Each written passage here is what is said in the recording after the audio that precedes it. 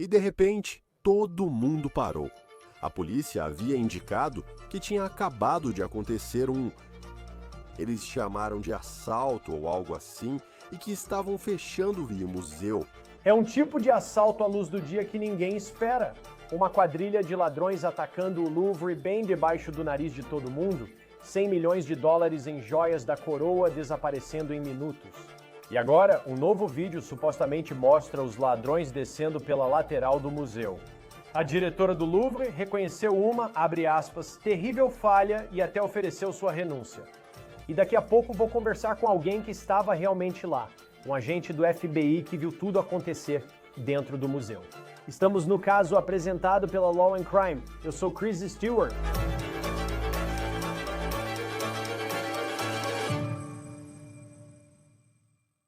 É o tipo de assalto digno de 11 homens e um segredo não da vida real, muito menos no Louvre.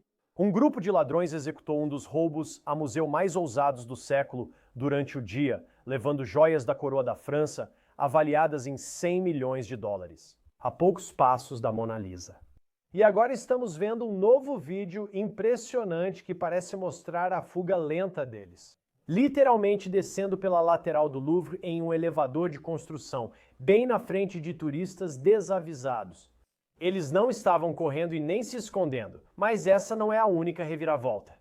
O diretor do Louvre admite uma grande falha de segurança. Faltavam câmeras no exterior do museu. Ela até se ofereceu para renunciar devido ao que chamou de falha terrível. Basicamente, nós não detectamos a chegada dos ladrões cedo o suficiente. Existem algumas câmeras de perímetro, mas elas estão envelhecendo. Voltamos a Paris, pois a história que chocou o mundo da arte ficou ainda maior. E pela primeira vez estamos ouvindo alguém que realmente testemunhou isso acontecer dentro do museu naquela manhã. Antes de chamar o convidado, quero explicar como tudo aconteceu. Era só um domingo comum em Paris, em 19 de outubro, o museu estava cheio. Pessoas faziam filas sob a pirâmide de vidro com câmeras e café, prontas para ver a Mona Lisa. Mas, sem que os espectadores soubessem, uma equipe de 4 ladrões estava discretamente se preparando para o grande roubo. Segundo autoridades francesas, por volta das 9h30 da manhã, eles pararam em frente à Galeria Apollo, onde ficam as joias da coroa. Parecia um caminhão de mudanças. Usavam coletes refletivos, cones espalhados e um elevador de construção na traseira. Parecia apenas mais uma equipe de manutenção, mas não era. Eles levaram o elevador até a janela do segundo andar. Eles usaram uma serra circular para cortar o vidro e, em poucos minutos, já estavam dentro.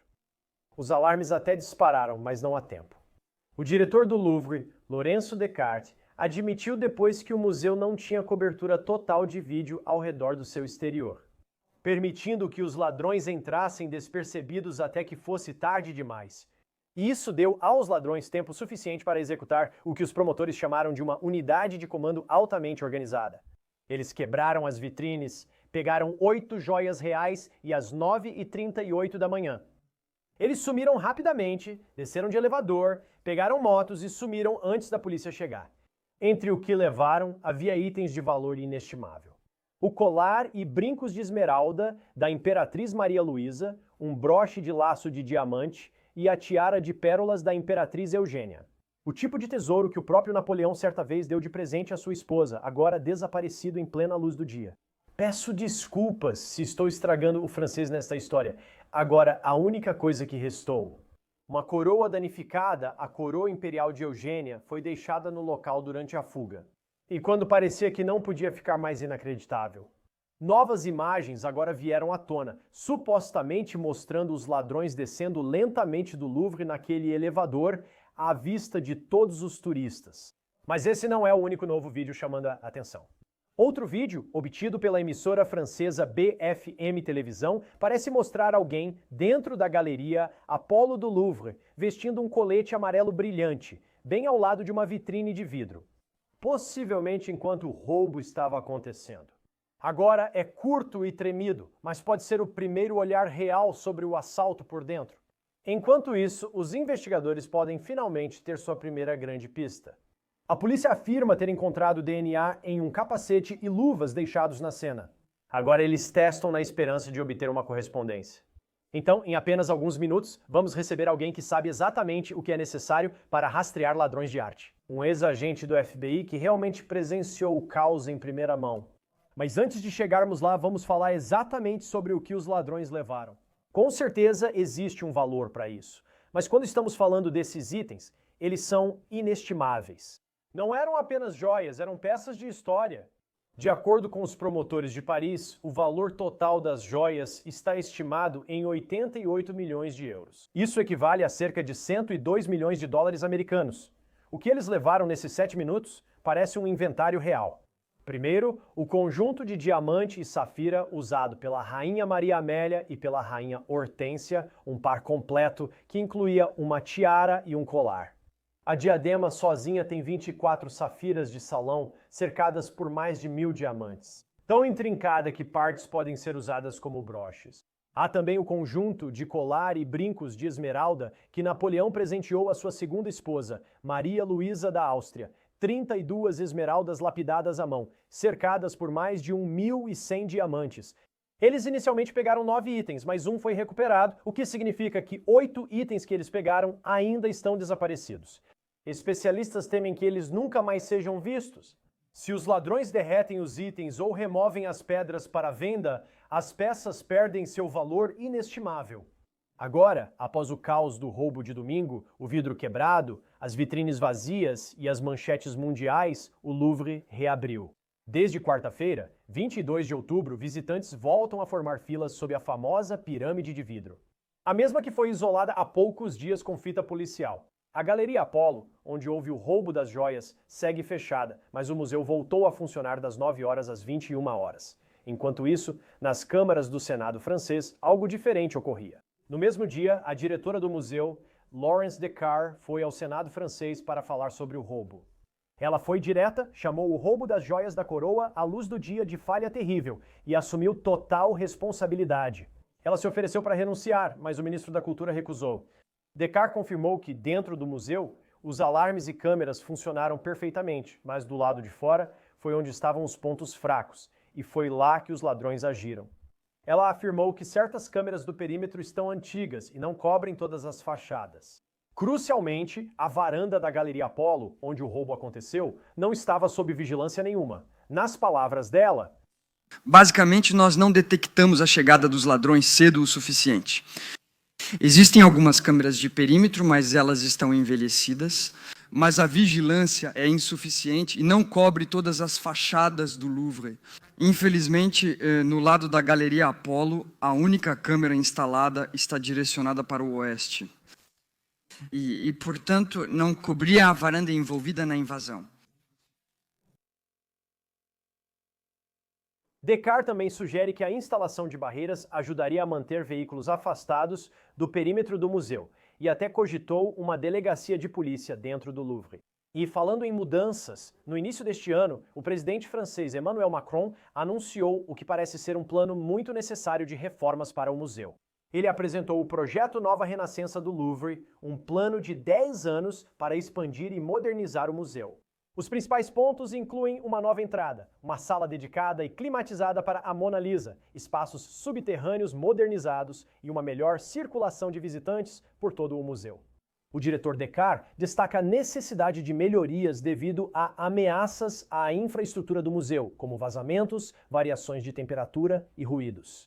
Agora, para falar mais sobre isso, está conosco alguém que estava no Louvre no dia em que esse roubo aconteceu. Harry Trombites é um agente aposentado do FBI. Harry, eu sei que você estava com sua esposa no Louvre. Conte pra gente o que você viu naquela manhã.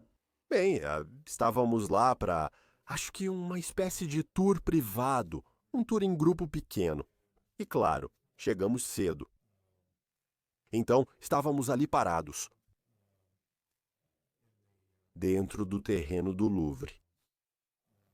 Há várias estátuas e outras coisas na área do terreno. Há uma espécie de rotatória.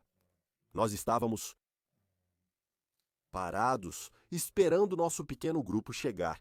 E você sabe, já tinha muita gente lá. Circulando pela área, vi 3 ou 4 militares com metralhadoras parados de lado. Você sabe, sendo policial, pensei, bom, vou lá cumprimentá-los. Então, meu melhor bonjour. Conversei brevemente com eles, e eles não pareciam, sabe, estar cientes de nada acontecendo e tal. Então eu não acho que nada tinha acontecido naquele momento, pelo menos do que eles estavam cientes. Então, esperamos um pouco mais. E aí nosso guia turístico apareceu e nós nos reunimos como um grupo. Sabe, ela fez nosso check-in e depois nos levou para dentro. O Louvre. Entramos por uma entrada que acredito seria reservada para pessoas que já têm reservas, pequenos grupos, esse tipo de coisa. Nós entramos no Louvre e acredito que estávamos a caminho da nossa primeira visita de... Eu presumi que era você, algo como a Mona Lisa. Não tenho 100% de certeza, mas estamos andando por esse corredor e já caminhamos um bom trecho. E claro, há muitas pessoas à nossa frente nisso. E em um certo momento, de repente, as pessoas pararam e não conseguíamos ouvir nada. Não conseguíamos ver por que eles pararam ou nada do tipo. Mas depois de uma breve pausa, as pessoas começaram a voltar na nossa direção e voltar pelo corredor de onde tínhamos acabado de vir. A gente realmente não sabia o motivo. Ninguém estava dizendo nada. As pessoas que vimos se aproximando estavam bem calmas. Não havia nenhuma indicação de que tinha havido algum problema ou preocupação. Então, continuamos andando pelo corredor em direção à nossa primeira exposição. E em determinado momento, nosso guia turístico recebeu uma mensagem de algum tipo no celular dela que indicava que a polícia informou que algo havia acabado de ocorrer. Eles chamaram de assalto ou algo assim. E que eles estavam fechando o museu naquele momento e que todos precisavam sair. Então ela disse, sabe, isso nunca aconteceu antes. Eu não sei o que está acontecendo. Aconteceu algum tipo de furto ou roubo? Algo sobre alguém ter levado algumas joias. E ela disse, sabe, eu realmente não sei mais nada além disso, mas precisamos sair do prédio. Então, nós simplesmente nos viramos e, novamente, seguimos o grupo de pessoas que vimos saindo pela porta e fomos para o pátio ou para a área aberta, sabe, entre o Louvre e aquela rotatória que eu mencionei. E ela conversou mais um pouco com a gente. Ela disse, posso apenas informar que o museu ficará fechado pelo resto do dia. Ela disse, sabe, ficaríamos felizes em remarcar sua visita para outro horário ou devolver seu dinheiro, reembolsar você. Mas ela disse, sabe, é tudo o que eu sei. Terminamos por hoje, não podemos entrar.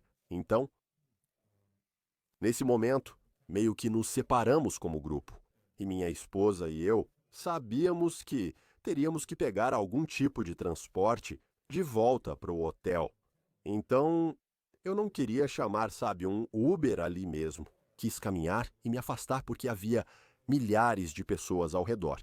Uma das coisas que aprendi e não sabia é essa. É um dos museus mais visitados do mundo, com uma média de 30.000 pessoas que vão ao Louvre todos os dias.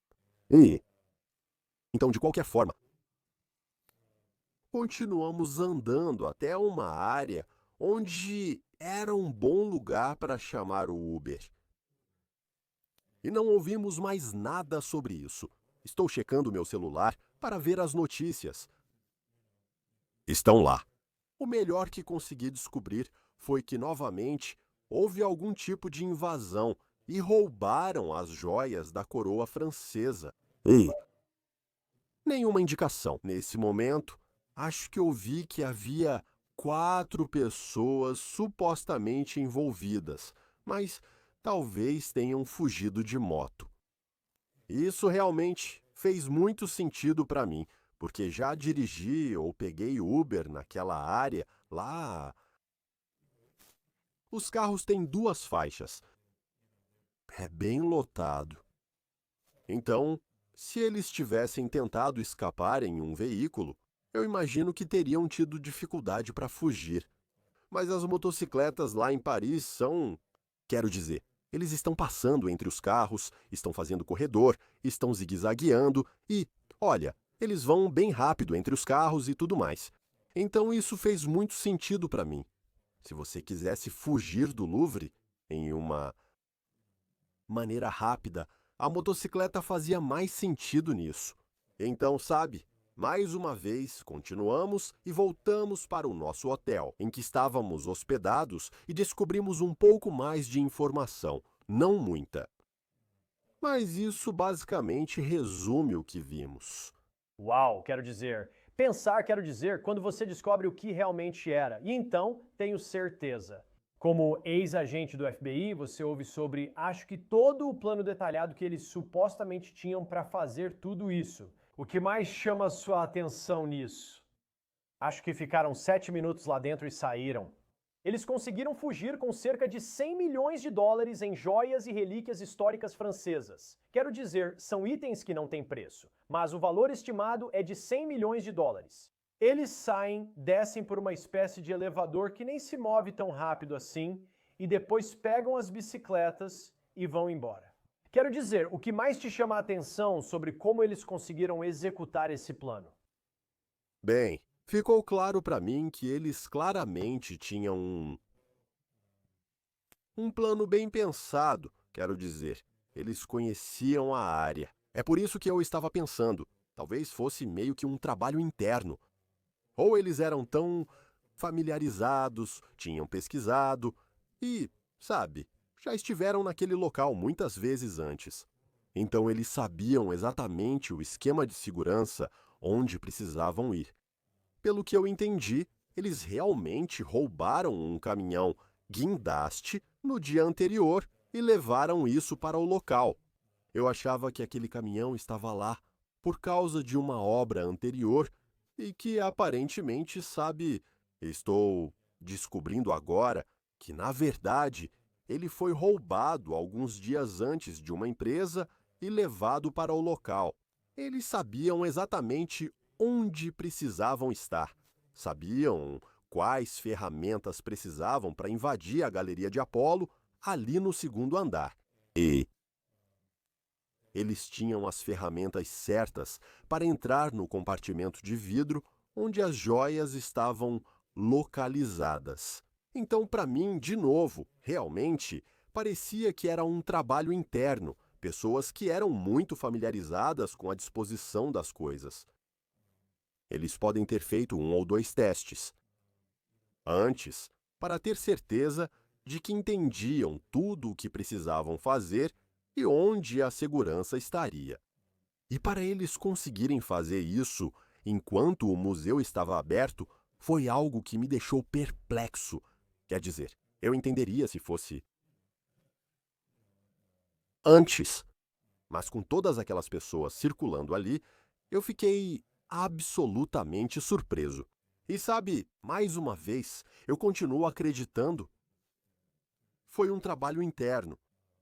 Se o crime organizado esteve envolvido ou não, acho que eventualmente vamos descobrir. Sabe, outros cenários em que eu estava pensando são: temos pessoas no nosso meio que são muito, por gratificação pessoal, querem ter certos itens e sabe, certas pinturas. E sabe, eu tive algum treinamento em roubo de arte no meu passado. E você sabe, há pessoas que não apenas querem esses itens, não só talvez para vender, mas para satisfação pessoal e para manter em sua própria casa. Porque isso faz com que se sintam bem, faz com que se sintam parte da história nisso. Então, sabe, eu não sei se esse era certamente um dos cenários possíveis e porque, sabe, alguém tentaria fazer isso ou contrataria alguém para fazer essas coisas. Sabe, com certeza, Outra coisa seria que as joias poderiam ter sido desmontadas muito rapidamente e vendidas separadamente ou derretidas em outra forma. Ou outro cenário possível seria que quem as possui queira mantê-las por um período de tempo, até as coisas esfriarem. Então, tentar se desfazer delas nesse momento.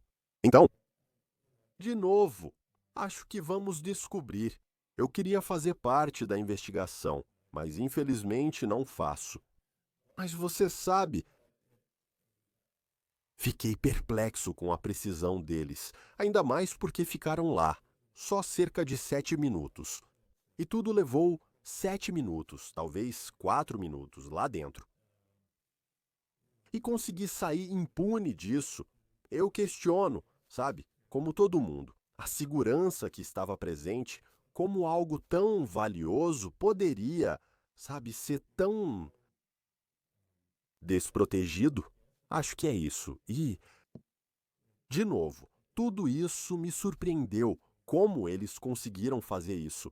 E é por isso que eu acho eles realmente ensaiaram ou estavam tão familiarizados com o que estavam fazendo e com o que precisavam fazer, que eles estavam confiantes de que conseguiriam fazer isso. Aí, escapar. Então, incrível.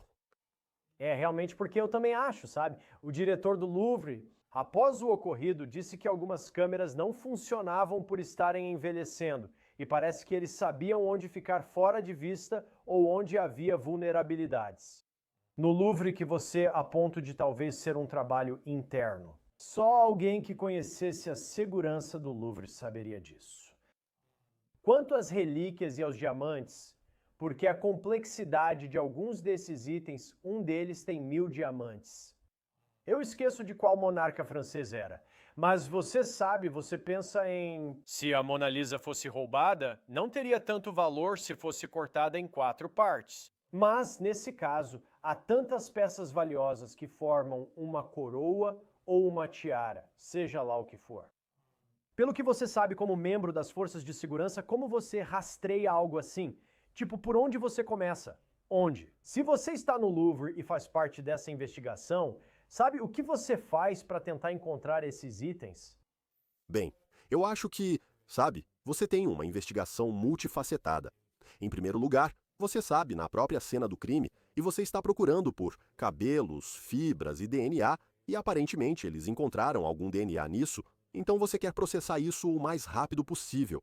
Você quer fazer entrevistas com testemunhas, porque com tanta gente por perto, você quer tentar entrevistar o maior número possível dessas pessoas, porque testemunhas sempre veem diferente.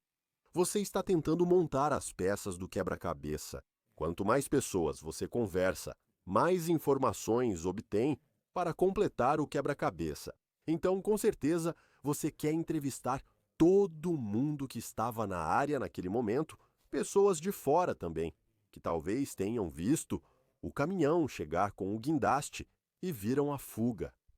Você quer entrevistá-los também. Você quer pegar imagens de todas as câmeras daquela área geográfica e ver se há algo de valor que você possa obter desses vídeos. É possível que eles só tenham levado as motos até certo ponto, depois as abandonaram e entraram em outro veículo ou algo assim. Então você quer tentar seguir isso? A fuga, por assim dizer, desses veículos, puxando todos os vídeos que você conseguir de toda a área. Então eu acho... Você quer divulgar informações para a mídia, incentivando qualquer pessoa que tenha alguma informação. Eu não sei qual é o equivalente da França, sabe? Ou de Paris, o que seria o Crime Stoppers deles, se é que eles têm algo assim, onde oferecem uma recompensa por informações. Esses crimes não são cometidos no vácuo. Alguém sabe sobre isso. Alguém sabe quem esteve envolvido ou tem um amigo que talvez tenha vazado alguma informação, talvez sobre o que eles pretendiam fazer ou o que fizeram. e incentivar essas pessoas a entrar em contato com as autoridades e fornecer as informações novamente. Estou surpreso que tenha demorado tanto, para ser sincero com você. Eu não sei, obviamente, não faço parte da investigação. Eles provavelmente já têm nomes neste momento. Eu não sei disso, obviamente, mas eles podem estar se aproximando dessas pessoas. Ou podem estar completamente, você sabe, no escuro sobre quem eram essas pessoas que conseguiram fazer isso. Nós simplesmente não estamos recebendo essa informação. E tendo, você sabe, estado envolvido em casos de assassinato em série e em outros tipos de casos de grande repercussão antes, você quer ser muito cuidadoso com o que diz para a mídia. Você sabe, pois essa informação chegará ao público e a quem está lá. Os bandidos, as pessoas que realizaram esse assalto. E eles estão ouvindo o que está acontecendo na investigação. E isso pode determinar o que eles vão fazer em seguida. Então, se por acaso eles ainda tiverem as joias, por exemplo, eles podem decidir ir em frente e movê-las, ou fazer algo completamente diferente, com base no que eles estão ouvindo na mídia e tal. Então, sabe, eu posso entender por que as autoridades francesas estão sendo um pouco reservadas, discretas sobre as coisas. Eles não querem divulgar muita informação. Mas o que isso faz é levar todo mundo a acreditar que, você sabe, eles não fazem ideia do que aconteceu. E eu espero que não seja esse o caso. Mas, você sabe, quando eu tinha casos, nós sempre tentávamos dizer: ei, estamos recebendo muitas dicas, as informações estão chegando, estamos recebendo nomes de suspeitos. Estamos verificando todas essas pistas, estamos revisando vídeos, estamos fazendo isso, estamos fazendo aquilo. Isso faz com que o público, na minha opinião, fique um pouco mais confortável. Isso. Você sabe que nós sabemos o que estamos fazendo e que estamos no caso. Estamos fazendo tudo o que podemos para tentar, você sabe, localizar esses indivíduos e recuperar essas joias. Infelizmente, sabe, eu simplesmente não estou ouvindo muita coisa. Então, mas isso não significa que o que eles estão fazendo está errado. É apenas diferente do que faríamos neste caso específico. Será interessante ver até quando isso dura. Já houve casos de arte. Lembro de um em Massachusetts, que nem sei se foi resolvido até hoje. Isso durou muito tempo em um museu, quando obras de arte foram roubadas. Obviamente há muita atenção nisso. Antes de irmos, Harry, eu preciso perguntar, você teve a chance de ver a Mona Lisa ou alguma das exposições de verdade? Tipo, você viajou até Paris? Não digo que essa é a parte triste. A parte triste é o roubo das joias. Mas, você sabe, esse foi nosso último dia de viagem. Nós tínhamos ido a Londres e vários lugares diferentes pela França. E, ir para a Normandia foi realmente o principal motivo pelo qual queríamos ir a Paris. Era fazer uma viagem para a Normandia e prestar homenagem aos nossos soldados e tudo mais. E simplesmente aconteceu. Nós tínhamos um dia livre no domingo e nossos guia turístico, a pessoa que organizou nossa viagem e tudo mais, saí e disse: ei, por que vocês gostariam de ir ao Louvre no domingo, no dia livre antes de irem embora? E nós dissemos: sim, parece ótimo. Então, infelizmente, nós não conseguimos ver nada. Mas eu tenho a sensação de que vamos lembrar da nossa viagem ao Louvre por muito, muito tempo. Mesmo que a gente não tenha visto, sabe, a Mona Lisa ou algumas das outras coisas que, estávamos ansiosos para ver. Mas quanto a talvez voltar algum dia, sabe, nós já estivemos em Londres e Paris várias vezes. Então, não me vejo fazendo uma viagem só para ir ao Louvre. Mas se por acaso estivermos em qualquer lugar na área e tivermos essa oportunidade, tenho certeza de que vamos querer ir. Sabe, da última vez que estivemos em Paris, a Notre Dame pegou fogo. Então... Nossa! Então nós estamos... O povo da França talvez preferisse que você ficasse em casa agora. Foi isso que eu disse para alguém. Eu disse para alguém, falei, sabe, se a gente voltar, vou avisar a polícia de Paris com antecedência. Sempre que apareço, algo ruim acontece. Bem, Harry Trombitas, obrigado por tirar um tempo para conversar com a gente. Com certeza foi uma viagem memorável. Vamos ver como a investigação evolui. Tudo bem, muito obrigado. Se cuida. Isso é tudo do caso apresentado pela Law and Crime. Inscreva-se no nosso canal no YouTube e Spotify. Sou Chris Stewart. Nos vemos na próxima vez.